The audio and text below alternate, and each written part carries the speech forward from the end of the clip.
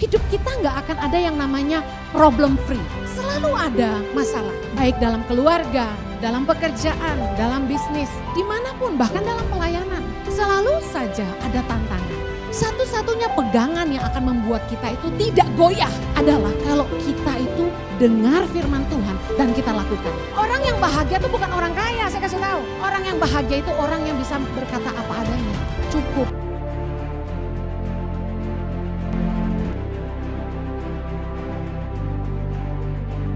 Saya percaya bahwa kita gak bisa berkata bahwa ikut Tuhan selalu mudah. Tapi kita percaya apapun yang kita hadapi, Tuhan pasti memberikan kekuatan dan jalan keluar. Katakan amin. Bagaimana supaya kita gak goyah, gak lemah dalam menghadapi ujian, masalah dalam kehidupan. Saya ingin share yang pertama. Berpeganglah hanya kepada firman Tuhan. Berpeganglah kepada kebenaran firman Tuhan. Jadikan firman Tuhan satu-satunya fondasi dalam kehidupan kita dan dalam mengambil keputusan. Kalau kita itu istilahnya punya pedoman hidup, kita harus punya satu acuan. Acuan hidup orang percaya haruslah firman Tuhan. Gak boleh ada yang lain. Dengar baik, Yesus ngajarin kita dalam Matius 7 tentang dua macam dasar. Saya ingin baca ayat 24 sampai 25 saja. Saudara tahu yang seterusnya. Setiap orang yang mendengar perkataanku ini dan melakukannya, ia sama dengan orang yang bijaksana yang mendirikan rumahnya di atas batu. Ayat 25. Kemudian turunlah hujan dan datanglah banjir, lalu angin melanda rumah itu, tetapi rumah itu tidak rubuh sebab didirikan di atas batu. Yesus kasih ayat firman Tuhan ini untuk kita ngerti bahwa dalam kehidupan akan datang hujan, datanglah banjir, datanglah angin. Yang artinya hidup kita gak akan ada yang namanya problem free. Selalu ada masalah.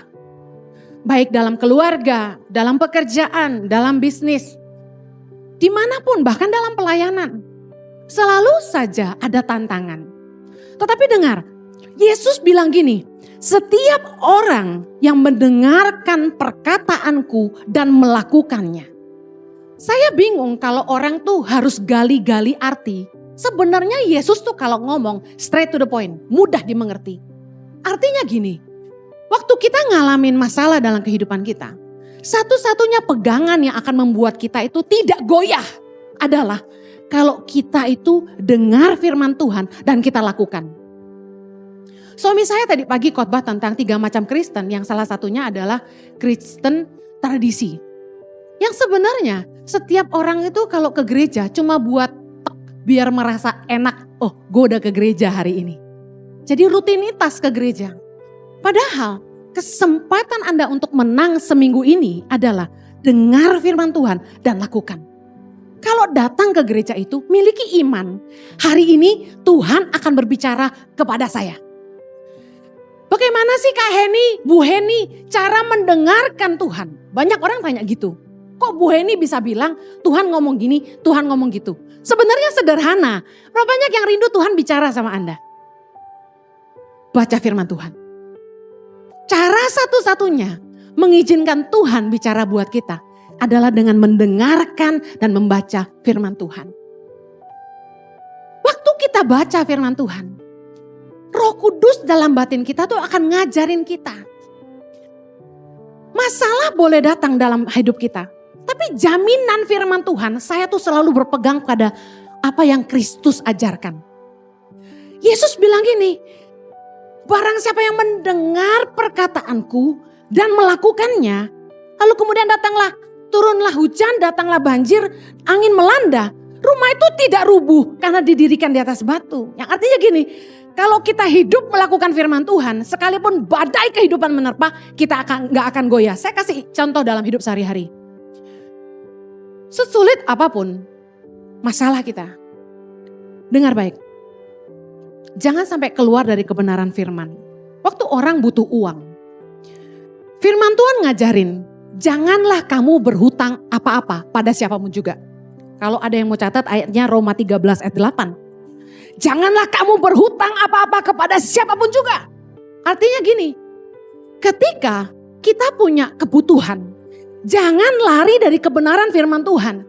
Jangan coba menolong dirimu sendiri dengan berhutang sana sini. Hari-hari ini banyak orang terjebak dengan hutang, khususnya pinjaman online. Ini jahat sekali loh aplikasi ini. Begitu mudah didapat pinjamannya, seolah-olah wah ini jalan keluar tercepat. Padahal itu mengikat. Bunganya sangat besar dan melilit dan mencekik, membuat kita gak bisa napas. Penghasilan kita bulanan cuma buat nutupin utang aja gak cukup. Kalau orang sudah hidup dalam hutang, hidupnya penuh beban. Ada di sini yang banyak hutang bahagia? Sukacita gitu. Gak ada. Orang tuh kalau banyak utang, keningnya nih penuh kerutan. Orang kalau banyak utang, mulutnya cemberut. Sama orang gak nice.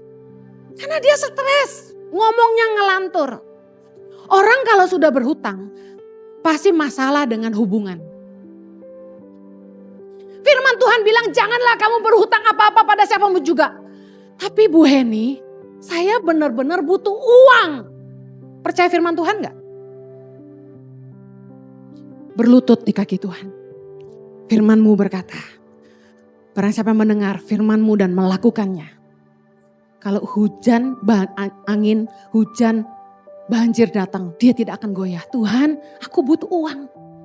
Tapi aku mau pegang firman-Mu, aku gak mau ngutang. Aku percaya Tuhan pasti sediakan. Berani gak? Kita sering kali lebih sok pinter daripada Tuhan. Bu ini gak ngalamin sih? Ngalamin! Justru saya kasih tahu. Keluarga saya hancur waktu saya masih kecil. Itu karena orang tua saya terlilit hutang.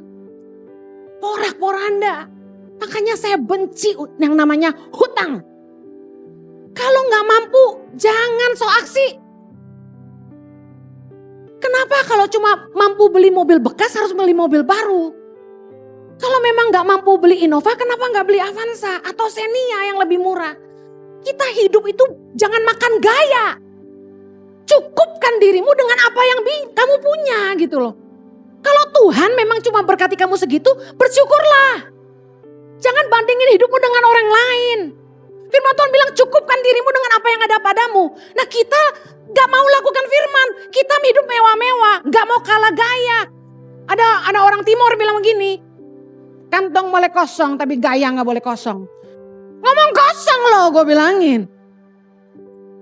Masa Ngana bisa beli tas mahal kita tara bisa? Dia bilang gitu. Kita bilang Ngana jual apa? Ngana jual lemper baru Ngana mau beli tas. Itu mau jual lemper berapa truk? Sudah orang jual tambang emas. Dia jauh lebih dari kita, ngapain kita bandingin diri sama dia? Orang yang bahagia tuh bukan orang kaya, saya kasih tahu. Orang yang bahagia itu orang yang bisa berkata apa adanya. Cukup. Cukup. Ibu-ibu yang punya suami gak kaya, saya tanya, kalau Anda kawin sama yang lebih kaya, Anda jamin Anda lebih bahagia? Katakan sama-sama, belum tentu. Teman saya banyak yang nikah sama cowok yang lebih kaya daripada suami saya. Kami bukan orang kaya tapi kami bahagia. Karena kita cukupin apa adanya. Bayangin ya, saya kasih contoh. Rumah tangga gimana mau bahagia kalau istri selalu bilang gini, Koko lu bisa beliin istrinya tas Gucci. Koko lu bisa beliin istrinya berlian 2 karat. Nah. Gede loh 2 karat itu. Jari lu kecil apa gede gitu kan. Bandingin. Tuh adikmu tuh bisa bawa istrinya ke luar negeri. Ada lagi istri-istri yang bandingin tuh. Lu lihat tuh adik lu tuh bisa bawa keluarganya ke Eropa. Tuh lihat tuh adik lu tuh bisa bawa keluarganya ke Israel ikut Pak Jojo. Lu mah apa? Hei.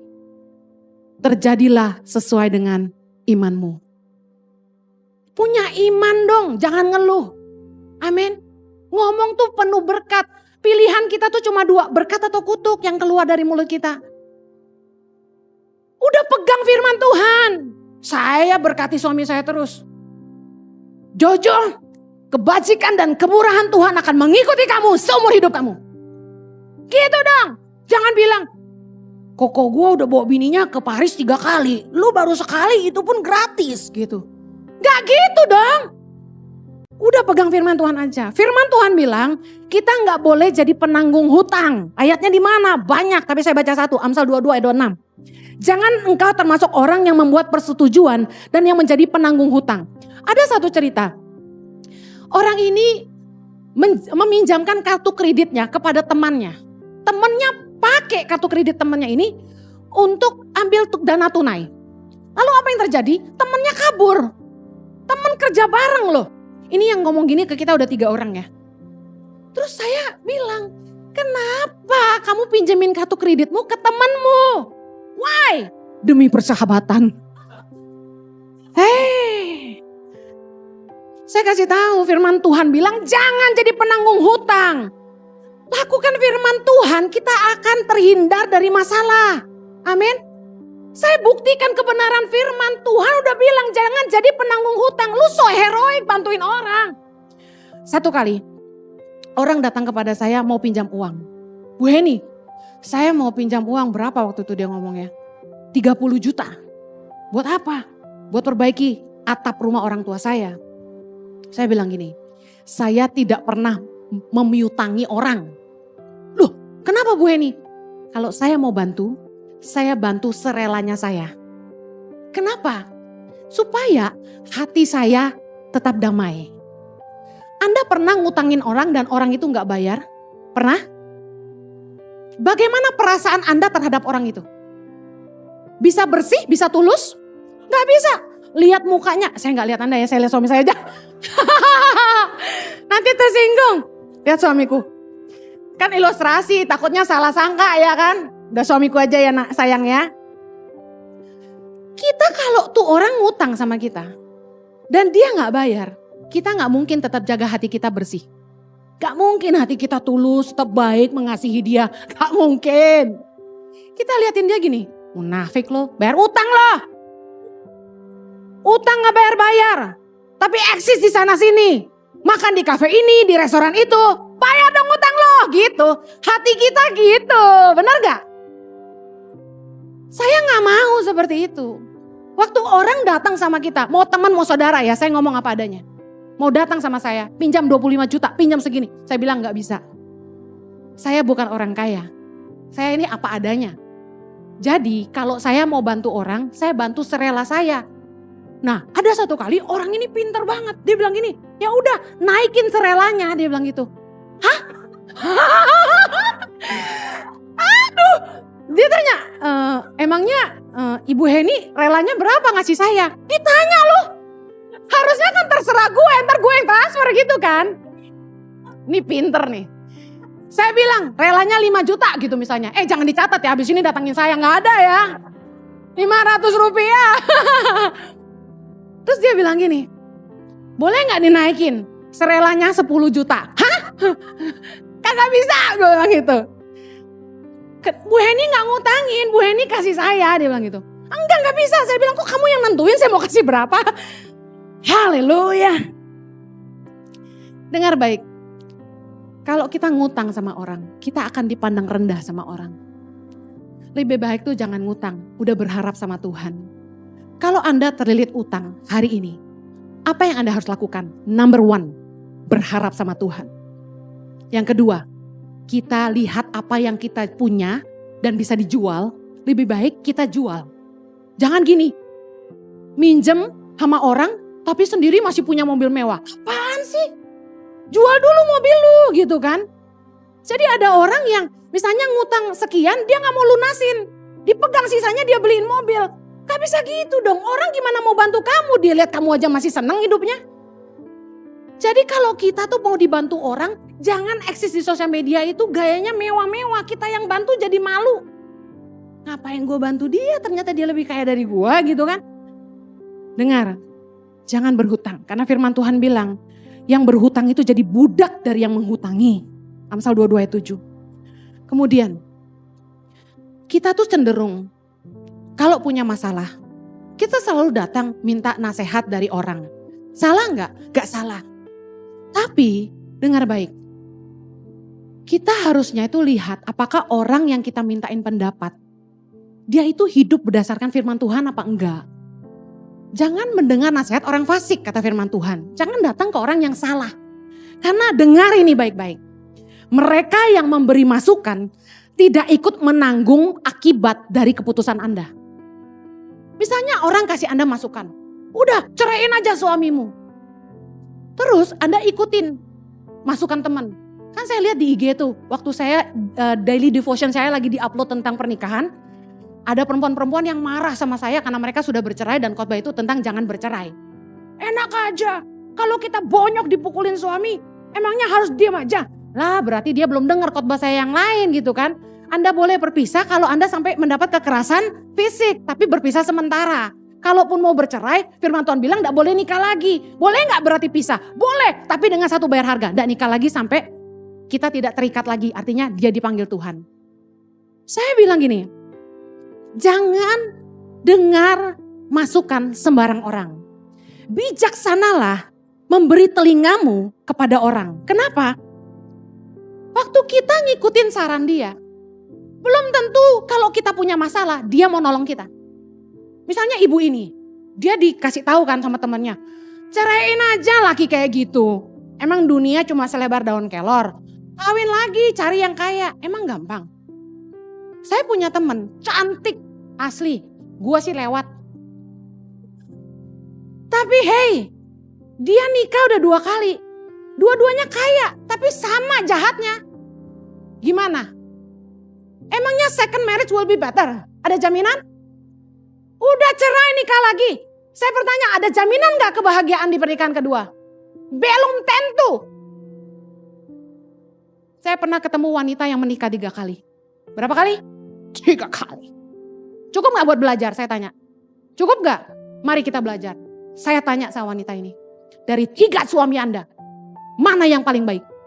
Dia bilang, yang pertama meskipun membuat menderita, masih bisalah ditoleransi. Yang 2-3 lebih jahat lagi.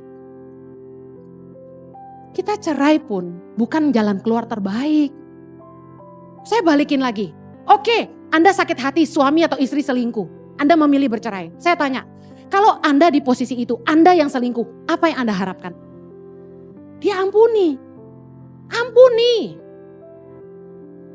Berlutut di kaki pasanganmu, cium jempolnya, jarinya, semua.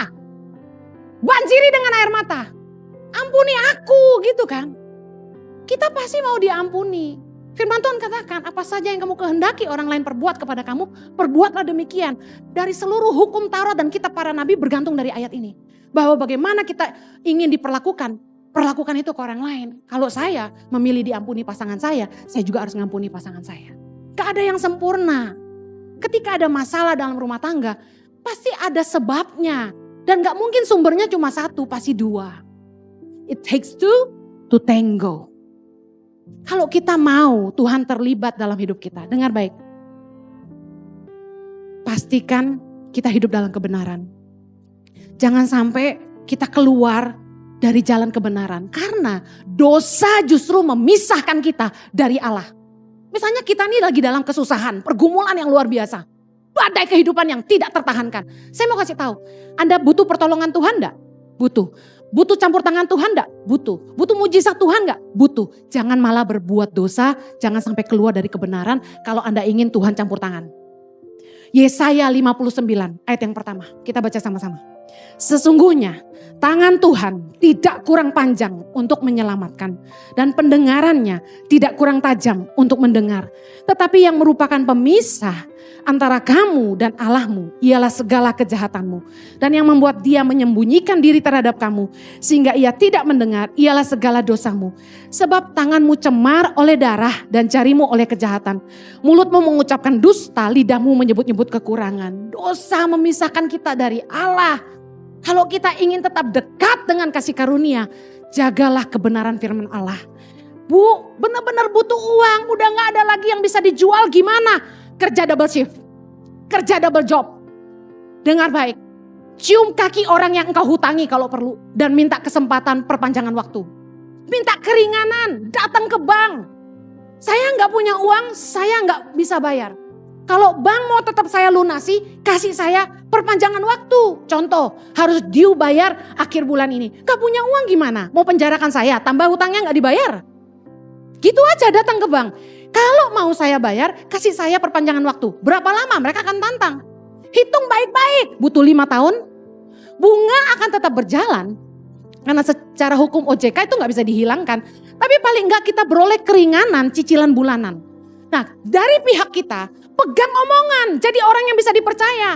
Bayar cicilannya, kemudian kerja keras. Kalau perlu, kerja pagi siang malam. Untuk melunasi hutangmu. Jangan sampai matamu tertidur, sampai hutangmu lunas. Istirahat dong Bu Heni, boleh dong. Tapi kurangi main-mainmu, kerja keraslah. Amen. Saya percaya berkat Tuhan pasti mengikuti kamu. Mujizat Tuhan pasti tersedia bagi kamu. Katakan amin. Haleluya. Kalau kita sampai berbuat dosa, saya mau kasih tahu, Tuhan malah tidak akan bela kita.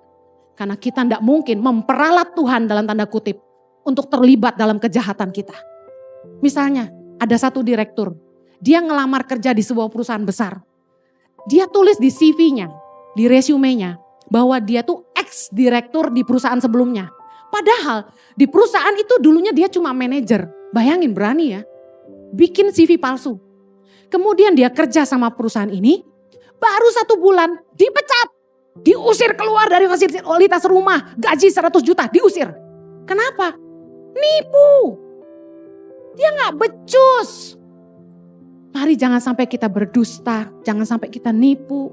Kerja keraslah. Orang yang bisa dipercaya dekat dengan berkat Allah. Amin. Yang kedua, bagaimana kita kuat menghadapi ujian? Mendekatlah kepada Tuhan. Ada orang yang justru di masa susah, saking kecewanya, itu bilang sama saya gini, percuma saya doa, Tuhan gak jawab-jawab. Ibu jangan suruh saya baca firman, saya udah tahu semua isi Alkitab, dia bilang gitu. Saya doa Tuhan gak jawab, udah capek saya, dia bilang. Bertahun-tahun saya berdoa, gak ada jalan keluar. Akhirnya dia menjauh dari Tuhan, dia jadi pahit sama Tuhan. Nah, saya kasih tahu, kalau masalah tuh berkepanjangan, jangan marah sama Tuhan. Tapi coba duduk tenang dan pikirkan, salahnya di mana. Pasti ada sebabnya. Contoh, Tuhan izinkan proses dalam hidup kita. Pastor Jojo tadi bicara dengan luar biasa. Yang pertama supaya kita bertobat. Kita udah tobat belum? Kenapa masalah kita gak kelar-kelar? Karena kita gak tobat-tobat. Kalau masalah ingin cepat selesai, kita harus cepat bertobat. Yang kedua, untuk membentuk kita. Nah, apa sih pembentukan Tuhan? Contoh, kita sombong. Kita kalau ngomong tinggi, selalu mandang rendah orang lain. Nah, kenapa proses gak kelar-kelar? Lu sombong sih, udah kere sombong lagi.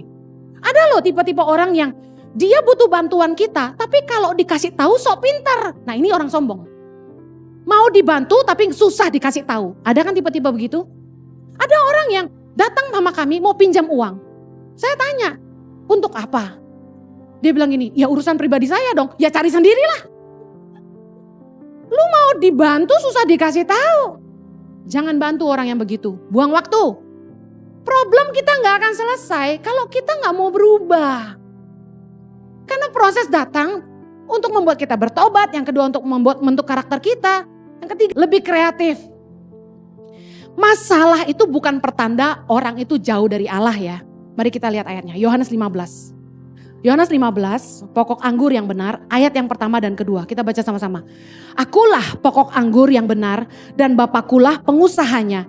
Setiap ranting padaku yang tidak berbuah dipotongnya dan setiap ranting yang berbuah dibersihkannya supaya ia lebih banyak berbuah. Lihat baik, mereka yang tinggal di dalam Kristus, tidak berbuah itu dipotong. Berarti akan hidup kita kalau tidak berguna, Tuhan akan izinkan hidup kita diproses supaya hidup kita jadi berguna. Bisa paham ya? Kita yang malas, biasanya pertolongan-pertolongan dari orang sekitar kita itu dipangkas sama Tuhan. Orang yang kita andalkan tuh mengecewakan kita. Supaya apa? Supaya kita berbuah. Apalagi orang tinggal dalam Tuhan, artinya dia dekat dengan Tuhan. Sudah berbuah pun masih dibersihkan. Kenapa? Supaya kita gak tinggi hati. Supaya kita tetap mengandalkan Tuhan. Supaya kita berbuah lebih lagi. Waktu Tuhan pakai saya, Tuhan proses saya. Waktu ada peninggian dari Tuhan, ada perendahan dari orang lain yang Tuhan izinkan terjadi dalam hidup saya. Supaya saya ingat bukan saya tapi Tuhan. Waktu Marlon nyanyi lagu itu, Saya tuh nangis terus karena lagu ini tuh selalu bagi saya, ini hati saya buat Tuhan. Bahwa satu-satunya yang saya andalkan tuh cuma Tuhan, gak ada yang lain. Saya gak punya apa-apa dan saya gak punya orang lain selain Tuhan. Kalau Tuhan gak tolong saya gak bisa. Justru kalau kita sungguh-sungguh ngandalin Tuhan ya, kita gak bisa sombong. Justru kalau orang tuh sampai sombong, berarti dia gak ngandalin Tuhan, dia ngandalin dirinya sendiri. Kita berani bilang bahwa kita mampu tanpa Tuhan? Gak bisa. Jangan menghakimi orang-orang yang sedang ditimpa masalah. Wah lo, problem datang terus tuh. Gak punya hubungan pribadi sama Tuhan ya. Nah lo ditimpa masalah tuh. Kenapa tuh gak punya keturunan? Nah gak diberkati sih. Kenapa perusahaannya susah? Gak bayar perpuluhan ya. Dengar baik, jangan suka ngehakimin orang. Semua orang punya masalah, semua orang ngalamin proses. Tuhan itu mengizinkan masalah datang supaya hidup kita dibersihkan. Supaya kita berbuah lebih banyak. Katakan amin. Amin. Kunci kita kuat dalam ujian adalah tetap tinggal di dalam Tuhan. Yohanes 15 ayat 4 berkata, tinggallah di dalam aku dan aku di dalam kamu. Sama seperti ranting tidak dapat berbuah dari dirinya sendiri. Kalau ia tidak tinggal pada pokok anggur, demikian juga kamu tidak berbuah jikalau kamu tidak tinggal di dalam aku. Ayat kelima, akulah pokok anggur dan kamulah ranting-rantingnya. Barang siapa tinggal di dalam aku dan aku di dalam dia, ia berbuah banyak sebab di luar aku kamu tidak dapat berbuat apa-apa. Justru kalau lagi dilanda masalah, jangan meninggalkan Allah. Justru kita butuh Tuhan. Kenapa begitu? Karena Tuhan itu sumber hikmat dalam hidup kita. Tuhan itu yang memberikan kecakapan dalam hati kita. Saya percaya setiap kita diberi kemampuan oleh Tuhan untuk menyelesaikan masalah. Katakan amin. Saya percaya kalau kita mau ditolong Tuhan, jangan justru menghindar dari Tuhan. Tetap pegang Tuhan erat-erat. Apa yang terjadi ketika di tengah masalah kita tetap berpegang pada Tuhan? Saya katakan, di masa sulit pun kamu akan terus berbuah. Bayangin, di masa sulit ketika kami berdua kesulitan, pandemi datang melanda, banyak partner tangan pengharapan yang meninggalkan tangan pengharapan karena mereka sendiri kesusahan. Kami gak marah sama mereka, tapi kami malah berdoa buat mereka. Tapi apa yang terjadi? Di masa pandemi, Tuhan memakai kami untuk menolong lebih banyak orang, menolong lebih banyak anak-anak lewat program peduli sesama. Bahkan sekarang kami memberikan beasiswa untuk anak-anak pedalaman yang cerdas, berintegritas, benar-benar takut akan Tuhan dan karakternya baik untuk menjadi guru-guru bagi Indonesia. Doakan kami, karena saya merenung terus. Kami selama ini rekrut orang-orang dari seluruh Indonesia, dilatih di Jakarta, lalu diutus ke pedalaman dengan kontrak guru pedalaman cuma 1 tahun. Investasi yang kami berikan terlalu besar hanya untuk kontrak 1 tahun sebenarnya. Jadi saya bilang, apa ya yang lebih sustain ke depan? Anak-anak ini yang harus dijadikan guru. Supaya ketika kita sekolahkan mereka kembali ke daerah mereka dan mencerdaskan anak-anak mereka. Saya mulai melangkah dengan iman justru di masa sulit. Dan saya lihat penyertaan Tuhan yang luar biasa. Saya ingin katakan kita buka gereja onsite ini bukan karena kita pengen keruk uang lebih banyak. Gak ada istilah seperti itu. Justru kami sediakan ibadah onsite ini karena kami tahu jemaat butuh. Ada jemaat yang gak seneng ibadah online. Sudah gak fokus gitu loh, liatin TV terus, bener gak? Lebih enak gini gak? Sebenarnya kalau coba tanya sama saya, Pastor Henny lebih suka online aja atau onsite? Lebih enak online, kenapa? Tapping, tayang, hari Minggu bisa bangun siang. Bisa makan sama anak, bisa kumpul keluarga, pagi-pagi gak usah keramas. Tapi saya tahu ini kebutuhan. Nah, saya ingin kasih tahu gini, saya sangat bersyukur Anda gak takut COVID terus tetap datang ke gereja. Puji Tuhan. Justru kalau suami saya ini luar biasa. Saya tuh waktu COVID tuh takut keluar. Gak mau keluar. Dia bilang gini, kamu kalau takut gak punya iman, kamu gak akan bikin apa-apa. Kalau kita selalu takut, kita akan bikin apa-apa. Mari terus mendekat sama Tuhan. Anda datang ke gereja, saya mau kasih tahu kedatanganmu gak akan sia-sia. Anda nyembah, jiwamu disegarkan. Saya ngerti rasanya. Matius 11 ayat yang ke-6. Dan berbahagialah orang yang tidak menjadi kecewa dan menolak aku. Yesus bilang gitu. Yesus tahu waktu kita ngadapin masalah. Kadang-kadang tuh saking tertekan dan tersesaknya. Kita kadang-kadang udah kehilangan iman. Ini sebenarnya gue bakal punya anak gak sih gitu kan. Sebenarnya Tuhan bakal berkati gak sih? Gue rindu punya ini, gue rindu bisa begitu. Sebenarnya mungkin gak sih? Kadang-kadang kita tuh udah gak bisa lihat lagi mimpi kita tuh akan terjadi. Tapi dengar baik, jangan jadi kecewa dan menolak Tuhan. Amin. Engkau akan berbahagia kata Yesus. Kalau engkau tidak jadi kecewa dan menolak Dia. Percayalah Tuhan itu setia. Saya percaya Tuhan pasti sediakan jalan keluar. Saya ingin akhiri karena waktu yang terbatas. Di tengah masa sulit, tenang dan berdoa. Di tengah-tengah badai, tenangkan jiwa kita. Firman Tuhan berkata, kuasailah dirimu dan jadilah tenang supaya kamu dapat berdoa. Artinya gini, waktu keadaan kita sedang panik, masalah banyak. Kalau kita tidak tenang, jiwa kita gak tenang, kita gak bisa doa. Kita pasti sibuk cari jalan keluar. Waduh, telepon siapa ya? Siapa ya yang bisa bantu saya ya? Saya kasih tahu, jangan ngandelin orang kuat. Firman Tuhan berkata, dalam Mazmur 146 ayat yang ketiga, janganlah percaya kepada para bangsawan, kepada anak manusia yang tidak dapat memberikan keselamatan. Saya ini udah belajar, ngandalin orang-orang hebat yang berjanji tapi tidak pernah ditepati. Saya sama suami itu udah bolak-balik ketemu konglomerat di Indonesia, bukan gak pernah. Mereka janji, saya akan bantu kamu. Kamu kurang berapa setiap bulan? 1,5 M telepon saya pasti bantu kamu. Kami tidak pernah telepon siapapun. Suami saya dikasih nomor telepon orang-orang yang terkenal di Indonesia. Disuruh bilang gini, Pak Jojo butuh apa-apa telepon saya. Kami tidak pernah telepon. Kenapa? Karena satu-satunya yang kami andalkan cuma Tuhan. Amin. Dengar baik. Jangan ngandalin teman, jangan ngandalin orang kuat. Teman itu justru kita temukan yang terbaik tuh di masa sulit. Siapakah mereka? Bukan orang-orang yang kita cari, tapi orang-orang yang tetap tinggal bersama kita ketika kita kesulitan. Mereka yang peduli sama kita. Salah satu tanda dari Tuhan untuk saya berhenti khotbah keliling adalah di masa pandemi. Tidak ada, bisa dibilang hampir tidak ada, hanya satu orang yang biasanya saya layani gereja-gerejanya. Itu telepon saya dan tanya, apakah kamu baik-baik? Bayangin, 15 tahun khotbah keliling gereja-gereja, kecil dan besar. Gembala-gembala itu harusnya jadi sahabat buat saya, karena saya khotbah setahun bisa 2-3 kali di gereja yang sama. Tapi waktu pandemi datang, mereka batalin pelayanan saya tanpa kasih kabar sama sekali dan tidak pernah tanya bagaimana hidup saya. Mereka tahu saya hidup dengan iman. Saya sangat hargai cuma satu teman yang telepon saya. Apakah kamu baik-baik saja? Meskipun dia tidak bantu apa-apa, tapi saya hargai dia cuma sekedar telepon aja. Justru saat Anda sedang menghadapi masa sulit, izinkan Tuhan membuktikan siapa teman-teman terbaik. Amen. Di tengah masalahmu, jangan panik, jangan berusaha telepon sana sini, cari orang kuat bantu kamu.